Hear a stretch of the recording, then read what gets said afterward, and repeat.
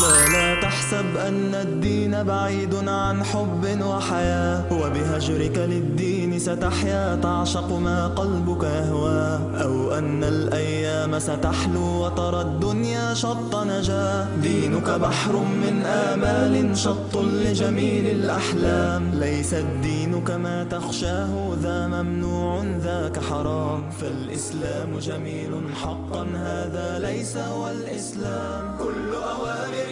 Les honorables frères et sœurs, en tant que musulmans, en tant que citoyens, en tant que frères, en tant que responsable d'une association qui œuvre pour le bien-être de ce pays, je suis dans l'obligation. Je ne peux pas parce que je serai questionné par rapport à cela, étant donné que nous avons une responsabilité. Bien évidemment, ce que je vais évoquer n'a rien à voir avec les sujets traités. C'est un sujet à part, ce sont des remarques qui sont à part, mais qui sont importantes. Et comme je le disais, ou plutôt comme je vous le dis maintenant, les remarques que je vais évoquer, ce n'est pas ce que l'on peut appeler un poisson d'avril ou ceci ou cela. C'est une réalité qui est vivante, qui existe. Et si nous, on ne fait rien pour changer face à cela, Wallahi al-Ali al-Azim, nous serons questionnés et nous aurons une lourde responsabilité à assumer Yawm al-Qiyamah. Je vous dis avec toute sincérité.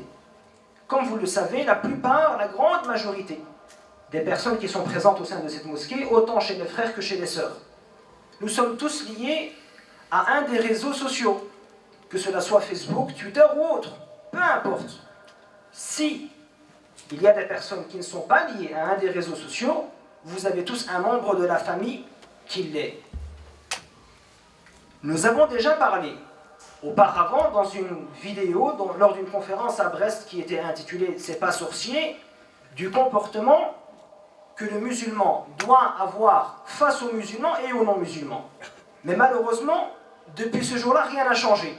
Il se peut, je le dis, avec toute honnêteté, il se peut que je me suis mal exprimé, il se peut que j'ai mal fait mon travail, et c'est pour cela que je voulais profiter de l'occasion pour lancer une deuxième relance, espérant que les choses s'amélioreront.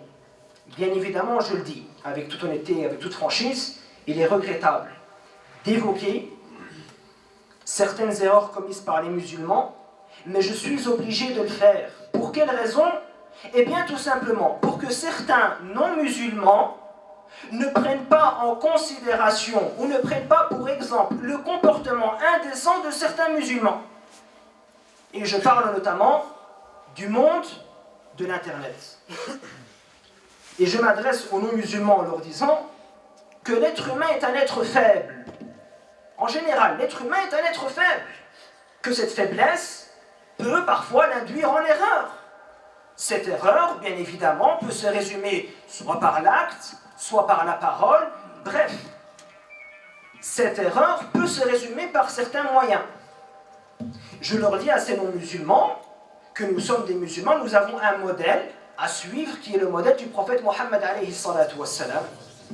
D'accord? Et qu'ils ne doivent pas tenir compte des erreurs de ces musulmans. D'accord? Et qu'ils doivent se référer à la biographie du prophète Mohammed alayhi salatu wassalam. Et vous y trouverez que le prophète alayhi salatu wassalam enseigne le respect d'autrui, enseigne la bonne relation envers les gens, enseigne le sourire, enseigne la paix, enseigne le savoir-vivre, qu'il condamne l'irrespect, qui condamne la calomnie, qui condamne la médisance, qui condamne l'hypocrisie, qui condamne l'injure, qui condamne les remarques rabaissantes et surtout des remarques qui font objet de méchanceté gratuite. Il est malheureux d'évoquer certains commentaires de sœurs musulmanes et de frères musulmans sur ou à travers ces réseaux sociaux, notamment Facebook et Twitter, qui parfois, Wallahi al-Ali al-Azim, Wallahi al-Ali al-Azim, te font mal à un point que tu ne peux pas imaginer. Wallahi, ils te font mal à un point que tu ne peux pas imaginer. Et je ne parle même pas encore là maintenant des commentaires qui me visent moi personnellement ou qui visent d'autres prédicateurs à travers leur page Facebook ou leur compte Twitter. Là, je parle de commentaires qu'on lit à travers le fil d'actualité de certains musulmans envers d'autres musulmans ou de certains musulmans envers d'autres personnes qui sont non musulmanes. Et Wallahi al-Ali al-Azim, je jure pour vous montrer l'importance de ce que je suis en train de vous dire, que ces commentaires atteignent et touchent à l'image des musulmans et de l'islam. C'est pour cela qu'il faut que l'on bouge, que l'on arrête avec ces commentaires déplacés. Wallahi, des commentaires, je ne sais pas vous l'expliquer. Je peux vous le faire comprendre en vous donnant une image assez dure, assez choc, mais je suis obligé de le faire pour que vous compreniez ce que je suis en train de vous dire. Venez apprendre un homme, grand de taille, grand de taille, qui vient apprendre un bébé, innocent, et qui venait lui couper la tête, à le décapiter. Voyez cette image dure et difficile à exprimer. Wallahi al-Ali al-Azim, je ressens la même chose. Et beaucoup de mes amis et camarades, prédicateurs, conférenciers, imams et chouyours ressentent la même chose. Nous avons déjà discuté cela à travers différentes occasions. Et Wallahi, ton commentaire peut te faire rentrer en enfer. Ton commentaire peut te faire rentrer en enfer. Tout comme l'histoire nous a enseigné qu'il y avait des gens, par un simple geste, ils ont donné de la nourriture à un animal. Rappelez-vous de cet homme qui a été chercher de l'eau pour un chien assoiffé. Allah Azza wa Jalla lui a promis le paradis. Eh bien, le cas contraire existe. Imagine-toi qu'à travers ton commentaire, un jeune qui n'avait pas une motivation, ou qui avait plutôt une motivation, il voulait s'instruire et s'investir dans l'islam, mais qui à cause de ton commentaire, il a fait marche arrière. Ou un non-musulman qui voulait se convertir à l'islam, mais qui s'est désisté à cause de ton commentaire, ou à cause d'un message que tu as posté ou que tu as publié. N'est-ce pas une lourde responsabilité que tu vas devoir assumer? Ton commentaire te fera entrer en enfer. Que vas-tu dire à Allah Azza wa Jal? Je pensais que je me disais que j'étais sûr que j'avais bien fait, que ceci, que cela, et ainsi de suite. N'as-tu pas peur de vivre toute l'éternité en enfer à cause de quelques lettres?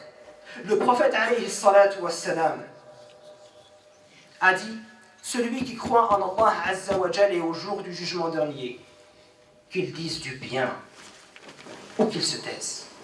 Qu'il dise du bien ou qu'il se taise. Nous pouvons ne pas être d'accord sur plein de choses. Nous pouvons ne pas être d'accord sur tout, si vous voulez. Toi, X, tu peux avoir un avis contraire à Y. Et ainsi de suite. Mais ce n'est pas une raison pour être agressif dans le dialogue. Ce n'est pas une raison pour être méchant à travers l'échange. Ton commentaire peut te faire rentrer en enfer. Et je viens rapidement à évoquer sur ma page Facebook. Wallahi, ce que je suis en train de vous dire maintenant, c'est un sentiment qui est partagé par plusieurs autres prédicateurs que vous connaissez sur Facebook ou sur Twitter. Wallahi, ce que je suis en train de vous dire, c'est un truc qui est partagé par plusieurs personnes de science. Et lorsqu'on voit des commentaires qui me touchent moi à travers ma page Facebook, wallahi, ça ne me fait rien. Ça ne me fait rien. Ça me fait mal. Pourquoi? Pour la communauté musulmane. Parce que lorsque tu viens à être déplaçant ou à émettre un commentaire déplacé envers ma personne, sache que tu portes atteinte à toute la communauté musulmane. Parce que tu es musulman et que je suis musulman. Nous pouvons dialoguer. Nous pouvons parler. Et sur ma page Facebook, on a des journalistes de plusieurs pays qui nous suivent. J'ai des prêtres que je connais personnellement qui nous suivent à travers nos pages. J'ai des personnes non musulmanes, des juifs, des chrétiens, etc. Quelle est l'image des musulmans? Alors il vient et il voit un commentaire. Meurs kafar. Finjat meurs kafar. D'où elle sort celle-là? L'autre, hmar. Finjat hmar. Au moins hmar, les non musulmans probablement ne comprennent pas. Ça passe encore. Marhaban. Wallahi al-Ali. Et j'en passe, wallahi, j'en passe pour pas nous faire mal. Wallahi. Wallahi, pour ne pas nous... Je suis peut-être un peu dur, hein, un peu sec, un peu franc, un peu direct, mais c'est parce que on a déjà évoqué ce sujet à plusieurs reprises, moi ou d'autres personnes, avec sagesse, avec tranquillité, calmement, mais malheureusement, ça n'a toujours pas changé. Et ces personnes qui émettent ce genre de commentaires sur ces réseaux sociaux sont des personnes qui, pour la plupart du temps, sont mal éduquées. Ce sont des personnes qui détruisent l'islam et les musulmans, je le dis haut et fort. Haut et fort. Certes, vous me direz, il y en a certains qui ne sont pas au courant, Maintenant, je ne parle pas des frères qui sont ici, parce que ceux qui sont ici devant moi, Wallahi al-Ali al-Azim, ils paraissent, masha'Allah, je ne pense que du bien de vous, Wallahi. Mais je me dis que probablement vous connaissez d'autres personnes qui pourront se reconnaître dans ce que je suis en train de dire. Et je compte sur vous pour leur faire part de ce message, afin que main dans la main, on s'attache tous à ce lien qu'Allah Azza wa Jal a établi entre nous, entre les musulmans. Ce lien qui est celui de la fraternité en Allah Azza wa Jal. Ce lien qui est censé nous pousser. Nous pousser dans quoi? Nous pousser dans le khayr, à s'attacher les mains dans les mains. Bien évidemment, tu n'es pas obligé. Il n'y a personne qui t'oblige à commenter. Il n'y a personne. Il n'y a personne ni rien. À la limite, tu n'es pas d'accord avec quelque chose. Abstiens-toi, mon frère. Abstiens-toi. Il n'y a personne qui t'a obligé d'émettre un avis sur tout. Il n'y a personne qui t'a obligé à émettre un avis sur tout et n'importe quoi. Et avant de faire ou de dire quelque chose, réfléchis, concerte. Et la majorité des cas où ce genre de choses arrive, c'est à cause de l'impulsivité de certaines personnes. Où certaines personnes laissent leurs émotions prendre le dessus. Ou bien des fois tu es nerveux et tu commentes sans réfléchir. Et ça ne doit pas se produire. Et si ça s'est déjà produit, je t'invite, Wallahi al-Ali al-Azim, à changer de comportement, à effacer ce qui s'est passé, afin qu'on puisse aller de l'avant et à nous améliorer. Et à nous améliorer, afin de faire part aux non-musulmans qui nous suivent, qui nous regardent, une bonne image, ou dirais-je, la véritable image de l'islam, celle de la paix, et pas celle de la haine. Un journaliste, mes honorables frères et sœurs, du Québec, il n'y a pas longtemps de cela, qui me suit à travers ma page Facebook, il m'a envoyé un email, et je terminerai avec ça, bi'idnillah. Il m'envoie un email d'une page Facebook qui a été fermée par la République française à la demande du président Nicolas Sarkozy. Cette page était intitulée « Hommage à Mohamed Merah ». Bien évidemment, l'islam condamne les actes commis à Toulouse, s'ils s'avèrent réels, bien évidemment, tels qu'évoqués dans les médias. D'accord ? Bref, je ne rentrerai pas dans le sujet, puisque d'autres prédicateurs et conférenciers ont condamné ces actes au nom de l'islam. Ce n'est pas ce qui m'intéresse. Ce qui m'intéresse, c'est que ce journaliste du Québec était prêt à écrire un article contre les musulmans, évoquant ainsi que plusieurs musulmans sont des Mohamed Merah. Que des musulmans sont des Mohamed Merah. Que chacun, un exemple, que chacun d'entre nous ici sommes capables de faire ce qu'a fait Mohamed Merah. Pourquoi? Qu'est-ce qui l'a motivé? Qu'est-ce qui l'a poussé? Eh bien, il disait également qu'on peut, nous, se transformer du jour au lendemain en un Mohamed Merah. Eh bien, il me dit, vu qu'il a fait une capture d'image de cette page Facebook, il me dit qu'il y avait des personnes au pseudo de non-musulmans, qui écrivaient des commentaires sur cette page et qui disaient « Mohamed Merah aurait dû faire pire. Mohamed Merah aurait dû tuer plus de personnes. Mohamed Merah, c'est dommage qu'il ait été tué avant qu'il puisse exploser. Que Mohamed Merah, ou plutôt que nous allons continuer ce qu'il a commencé. » Des Français, à leur tour, et j'en témoigne, wallahi, des Français, je ne sais pas s'ils sont musulmans ou pas, mais en tout cas c'était des non-musulmans. Ils répondaient avec sagesse, wallahi avec sagesse, wallahi avec sagesse. Et des musulmans ripostaient en les insultant. Je lui expliquais à ce journaliste, je lui donnais un autre aperçu, je lui expliquais ce que je vous ai dit au début, que chacun d'entre nous sommes des humains et que chaque être humain a droit à l'erreur. Mais il ne faut pas laisser l'erreur persister. Il n'y a aucun mal à dire que les musulmans commettent des erreurs. Il n'y a aucun mal à le dire. Le mal, il est où? Il est si ces musulmans persistent dans leurs erreurs.